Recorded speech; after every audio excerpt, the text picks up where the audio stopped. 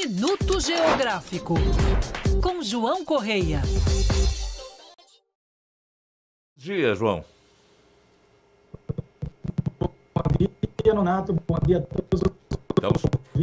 Estamos com um problemazinho de microfone seu que está realmente com problemas, mas vamos ver se a gente melhora para que o nosso internauta, o nosso ouvinte de rádio também possa ter a satisfação de acompanhá-lo. Alô? Vamos ver se a gente consegue agora? Está me ouvindo bem agora? Agora melhorou. Um pouquinho. Um pouquinho, ainda tem muito eco, parece que tem um som, retorno no seu computador, e por isso está dando um pouco de duplicidade de som. Mas vamos lá, vamos conversar aqui. Professor, a ONU aprovou em resolução que culpa a Rússia pela crise humanitária na Ucrânia e pediu novamente o fim imediato das hostilidades no país. Essa já é a segunda resolução aprovada contra a Rússia na Assembleia da ONU em menos de um mês. E, mais uma vez, ela é não vinculante, ou seja, não tem cumprimento obrigatório. A resolução elaborada por Ucrânia e aliados recebeu 140 votos a favor, inclusive do Brasil, 5 contra, enquanto 38 países se abstiveram. Qual é a sua análise nesse momento dessa resolução? Então, Nonato, consegue me ouvir bem? Como é que ficou o som para vocês? Está tudo certo? Tudo direitinho? Está tudo certo. Tudo certo, que coisa boa. Então, Nonato, ontem a Assembleia Geral da ONU, ela adotou, como você bem disse, mais uma resolução, mas uma resolução que tem mais um caráter simbólico do que propriamente prático. Na verdade, a partir do momento que uma resolução é aprovada na Assembleia Geral da ONU, por mais de 140 países, você passa a ter uma ideia de isolamento, uma Rússia cada vez mais isolada, um discurso de que todo esse conflito, de fato, foi causado pelo governo russo, no que pese também que tenhamos algumas críticas à OTAN. O que é que chama a atenção dessa votação?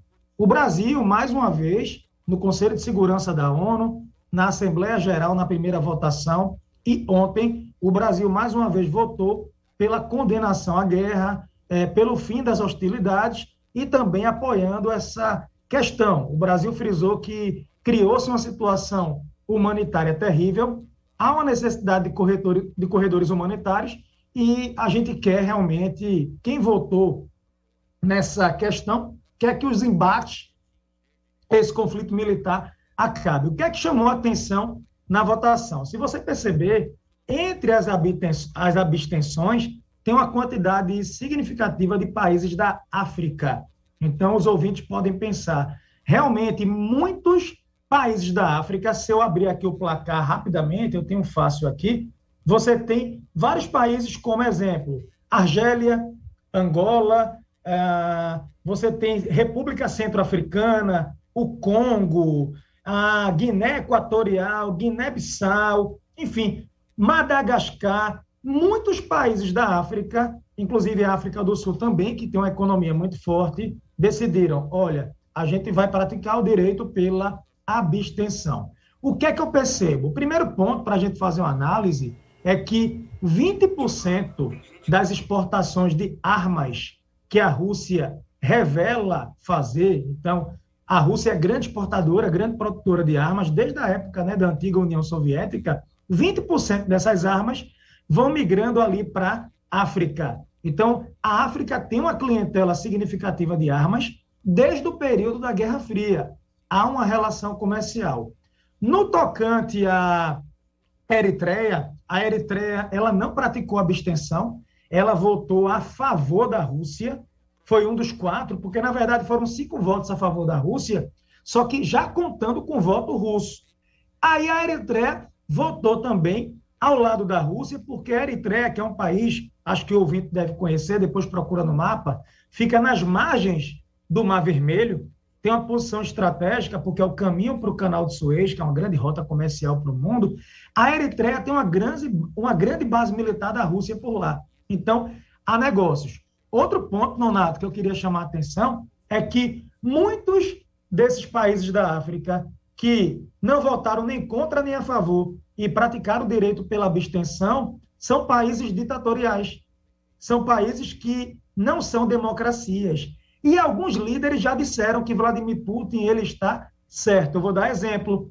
O filho do presidente de Uganda, que é um homem muito influente dentro do país, ele disse que Putin está certo, que a OTAN ela provocou, e ele lembrou uma frase icônica de Nelson Mandela. Nelson Mandela, que foi presidente da África do Sul, passou décadas preso, lutou contra o apartheid. Mandela, ele dizia muito, o pessoal perguntava, Mandela, você se dá bem com Fidel Castro? Você tem uma relação boa com Yasser Arafat, que é uma liderança palestina muito malquista no cenário ocidental. Foi quando Mandela disse, olha, eu posso até herdar as alianças, mas eu não vou necessariamente herdar as inimizades. Eles são inimigos de vocês, mas isso não é vinculante. Eles não precisam ser meus inimigos, então eu prezo pela diplomacia.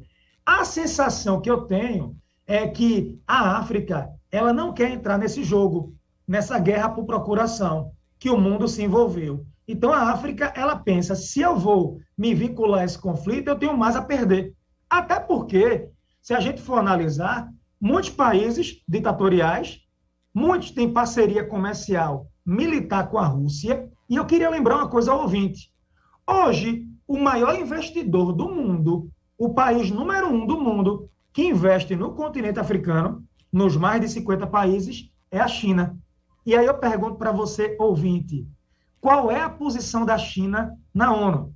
A gente sabe que a China declarou amizade à Rússia, mas perante a ONU, perante esse conflito, a China ela tem buscado ficar tentando apaziguar, querendo ser um bastião ali das negociações. A própria China, ela evocou o direito pela abstenção, tanto no Conselho quanto na Assembleia Geral. Então, eu percebo que os países da África pensaram, a gente vai seguir esse modelo chinês, a gente não vai se posicionar por agora, porque nós possivelmente temos muito a perder. Nós estamos aí acompanhando. Estou agradecendo aqui que estão acompanhando hoje aqui, além das pessoas aqui do estado e de outras partes do país. Lá na Espanha, J. Menina. Em Nova York tem o Thiago Nogueira, direto de Nova York. Uruburetama, que é a terra da Florinda, para sair dos Estados Unidos para Uruburetama, Jode Chaves, bom dia. Deixa eu fazer uma perguntinha rápida aqui a você. Um mês depois, o senhor acha que as forças da Ucrânia estão exauridas com perdas físicas, humanas, e até mesmo a Rússia chega à conclusão de que os planos do Putin de uma ação rápida, efetiva na invasão, não deram certo? O senhor acha que isso pode prevalecer também na contagem dos dois lados? Perfeito, Nonato. Então, a guerra chegou no patamar de desgaste sem precedentes e o que a gente percebe é aquela questão da terra arrasada. De um lado, as tropas da Rússia, que tinham a perspectiva de uma guerra rápida e cirúrgica, de fato não aconteceu. Do outro lado, a Ucrânia, que vem resistindo graças a esse aparato militar que chega diariamente ao país. Nós temos bilhões e bilhões de armas, ajuda humanitária sendo deslocada para a Ucrânia. Então, a Ucrânia resiste, mas há um desgaste, sim. Eu tenho percebido de uma semana para cá que a guerra meio que travou. E isso é muito ruim para a sociedade civil, no sentido que a guerra travou porque as tropas da Rússia não conseguem avançar, as tropas da Ucrânia estão cansadas, exauridas, mas os ataques aéreos permanecem. Eu recebi um vídeo no NATO que eu fiquei impressionado de uma cidade chamada de Mariupol. Mariupol é uma cidade de 500 mil habitantes, fica na beira-mar do Azov, o Mar de Azov. Cidade belíssima, industrial, portuária, o porto de lá é muito movimentado, estilo porto que vocês têm de Pecém, que nós temos aqui o porto de Suape. Pois é, o que acontece? A cidade está completamente destruída. Completamente, porque os mísseis, os ataques, eles que eram direcionados às áreas militares no começo da guerra, às bases militares, estão acontecendo de maneira aleatória em áreas civis também. Então, o impacto, de fato, ele é impressionante e virou uma guerra muito desgastante, uma guerra que pode durar por um certo tempo. O que resta de esperança é que ainda há uma linha de contato. O pelo menos por telefone, entre a Rússia e a Ucrânia, entre China e Estados Unidos, que são atores relevantes nessa questão geopolítica aí que acontece por agora. Ok. Bom ter contato com o senhor nesta sexta-feira, feriado aqui no estado, por conta da data magna da libertação dos escravos no Ceará, e é um fato importante para quem é historiador e geógrafo como você. Um abraço, até o próximo encontro. Um grande abraço, Donato, obrigado aos ouvintes. Agora... Minuto Geográfico, com João Correia. Horas e 12 minutos.